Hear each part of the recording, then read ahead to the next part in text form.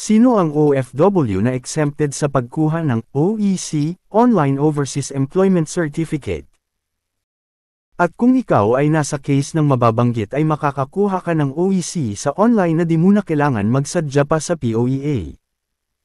Exempted sa pagkuha ng OEC online. Hanay 1.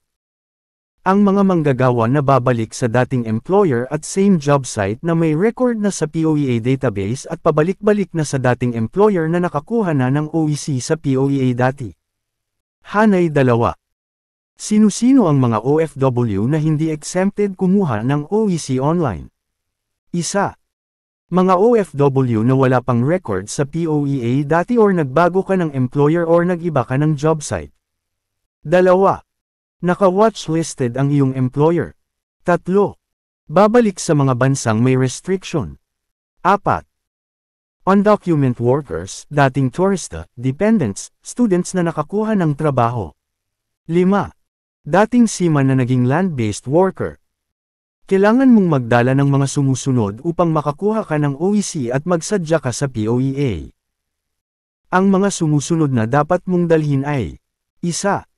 Verified contract na galing sa kung saan kang bansa naroon, na may authenticate ng Polo Embassy. 2.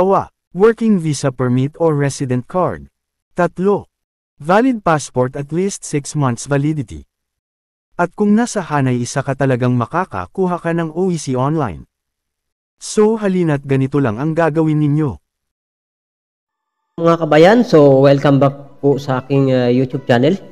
So ngayon po ay ipapakita natin kung paano po tayo kumuha ng new updated OEC po. So ngayon, dahil nga po 4 days lang po yung bakasyon ko, so pwede na po ako mag-apply ng OEC. So pwede na po ako kumuha ng OEC kasi 40 days lang po ang aking bakasyon. Pero kung ang bakasyon nyo po ay 3 months, so hintayin nyo po muna na maka-1 buwan kayo, mahigit, bago po kayo kumuha ng OEC.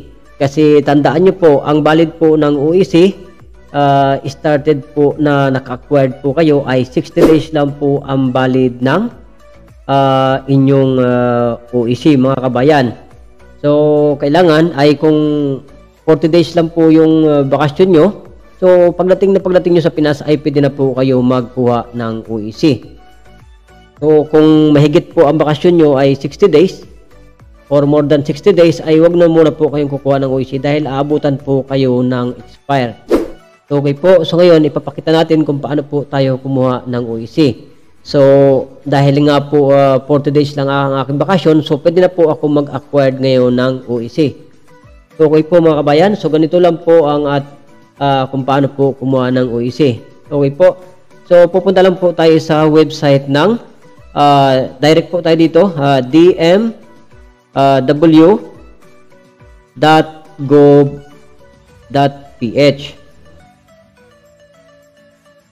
dmw.gov.ph po mga kabayan. So dadalhin po tayo doon sa website. So ngayon dadalhin po tayo dito. Online services dito po. So i-press nyo itong online services, tapos po dadalhin po tayo dito, then pupunta po tayo dito sa e-registration mga kabayan. Dito po ang i-select natin. So kahit cellphone po yung gamit nyo, so i-desktop mode nyo po para makita po lahat. Okay po. So nandito lahat. Pwede rin po kayo magpunta dito sa DMW Online Helpdesk. So dahil nga kukuha tayo ng OEC, yung mga wala pang account or may account na ay dito po tayo pupunta sa e-registration mga kabayan. Okay po. So press natin ito, e-registration. Tapos press po natin yung let's go. Tapos punta po kayo sa baba. Yung mga may account na po sa e-registration, so magla-login na lang po kayo dito. At yung mga wala naman pong account ay kailangan nyo pong mag-register. So ang gagawin nyo ganito mga kabayan, kung wala pa po kayong account ay magre-register lang po muna kayo. press nyo itong I accept the term of use. Tapos fill upan nyo po itong first name, middle name, last name, suffix kung may junior or the third or senior. Tapos mail. Tapos lagay po kayo dito na email address na valid email address. Dahil po dito ipapadala yung temporary password ng inyong e-registration. Tapos ilagay nyo po yung birth date nyo. Tapos register po kayo dito. I-check nyo pong maayos. Dahil pag nagkamali po kayo ay hindi na nyo po yan may edit. Nandito pa yung paalala. So ilagay ang inyong personal information base po sa nakasulat nito sa inyong valid passport. Ito po yung mga reminder, mga paalala.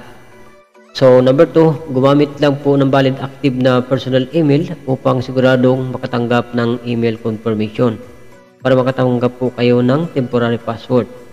Tapos number 3 po ay kung walang natanggap na email confirmation o maling na encode sa paggawa o pag-register, huwag gumawa ng panibagong account. I-file ang concern sa POA help desk. So mag-file po kayo, huwag po kayo gagawa ulit ng bagong account. So number 4 na paalala ay siguraduhin tama at sariling impormasyon ang gagamitin sa paggawa ng account. So number 5 ay basahin at i-double check ang lahat ng detalye bago tumuloy sa pag-register. Number 6, tandaan ang ginagamit na email address at pag-generate ng e-registration number matapos i-click ang register. Okay po. So pag naka-register na po kayo ay makakatanggap po kayo ng message na success, and then makaka-receive po kayo ng temporary password. So after nyo po mag-success dito sa register ay i-open nyo po yung inyong Gmail account dahil marireceive nyo po doon yung temporary password. Okay po. So balik tayo dito sa dahil nga may account na ako, so hindi na ako magpipill up dyan. Yung mga pabalik-balik na po ng mga OFW na nakakakuha na ng online, so hindi nyo na po kailangan mag-fill up dyan. So maglalagin na lang po tayo dito. Okay po. Yung mga may account na ha, maglalagin na lang po tayo dito.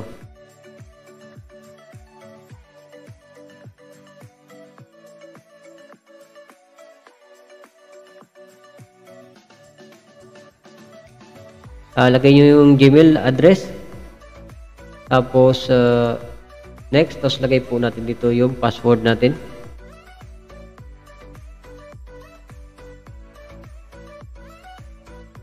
Tapos login po tayo. Okay po.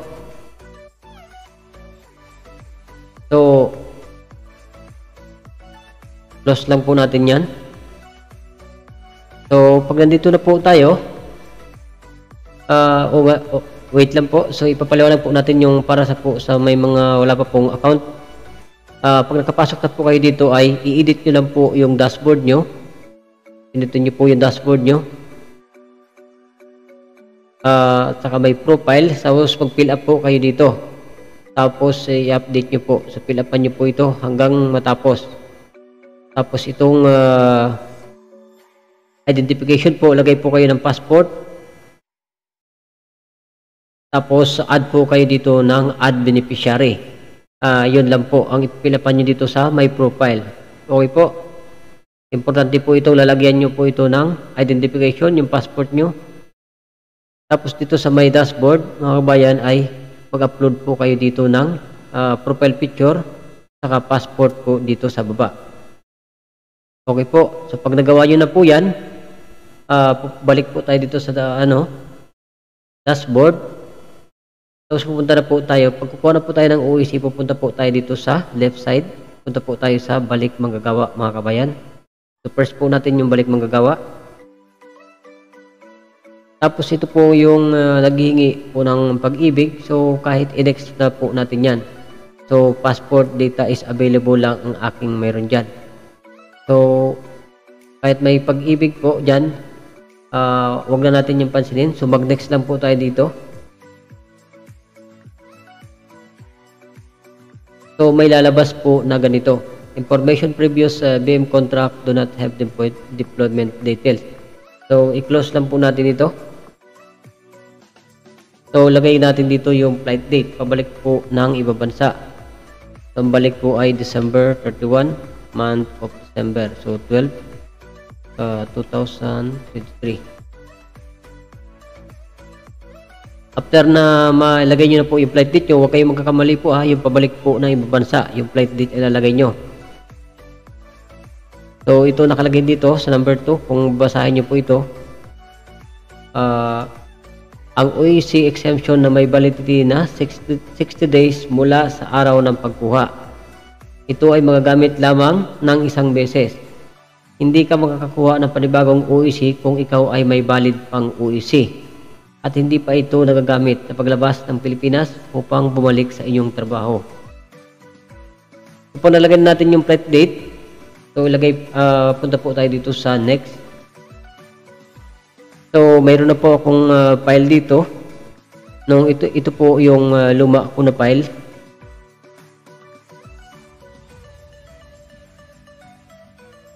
So ang gagawin po natin dito ay, dahil nga mayroon na po tayo, ito po mga kabayan ay para po ito sa mga babalik po sa mga same employer. Pero po pag nag-iba po kayo ng employer, so hindi po kayo makakakuha ng online. So kailangan nyo pong magpa-verify sa POA, dalhin nyo po yung inyong bagong kontrata sa visa para po sa mga bagong employer saka nagpalit po ng job site. Hindi po kayo makakakuha dito ng online OEC. Pero po kung babalik po kayo, na ilang pabalik-balik na po kayo, same employer po yung babalikan nyo, makakakuha po kayo ng OEC online. So ito lang po, dahil may file na po tayo dyan, mayroon na po tayong OEC dati, nakakakuha na tayo ng ilang beses. So ano na yung sa akin dito, OFW clear, principal clear, position clear, counter clear. So pare-parehas. So ang tanong dito, in case your principal position country is what listed BM application is undergo evaluation. Basta mga kabayan, ang sagot nyo lang po dito ay lahat yes. Kung same employer po yung babalikan nyo. Okay po? So, press ko yung yes. Are you returning to the job site, Oman? Basta same employer, puro yes po yung ipipress nyo dito. Okay po?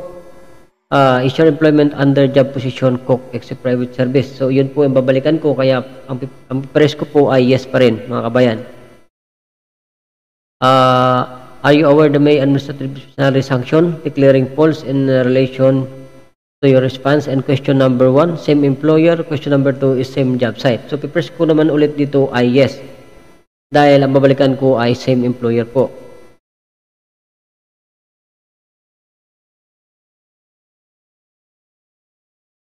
So, ito na po yung nagawa natin na OEC. So, status is completed. So, magpiprint na lang po tayo ng OEC. So, ganito lang po kabilis mag-print mga kabayan ng OEC kapag pabalik-balik na po tayo ng ibang bansa na same employer lang po ang ating employer. So, pag same employer ka, same job site, so wala pong kahirap-hirap kumuha ng OEC online mga kabayan. So, ganito na. Dahil tapos na, pero pinapaliwanag ko po kabayan, kung hindi po kayo same employer yung babalikan nyo, ay hindi po kayo makakakuha ng online. So kailangan nyo pang ipag-verify yan sa POA para makakuha po kayo ng OEC. Pero pag same employer po yung babalikan nyo, wala pong kahirap-hirap ang pagkuha ng OEC. So okay na po yung ano ko. So magpiprint na po ako ng OEC.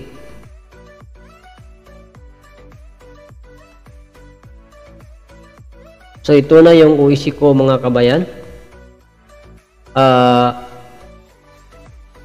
Nakikita nyo po itong download. Kung sa labas lang po kayo nagpapagawa ay pwede nyo po yan i-download.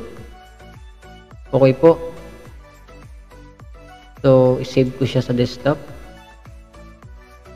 So save na siya. Kung mayroon naman po kayong printer ay pwede nyo na po siyang i-print. So isi-check ko lang kung ano yung aking kontrata, kung kailan yung valid exit ko. Valid exit ko ay January 24, 2024 yung aking valid exit ng aking OEC. So kailangan ay bago mag January 24 ay makaalis na ako para hindi ako abutan ng expire. Pero yung balik ko nga ay December 31, so malayo pa ang expire ko, kaya na ako nag-acquire na ako ng OEC ngayon.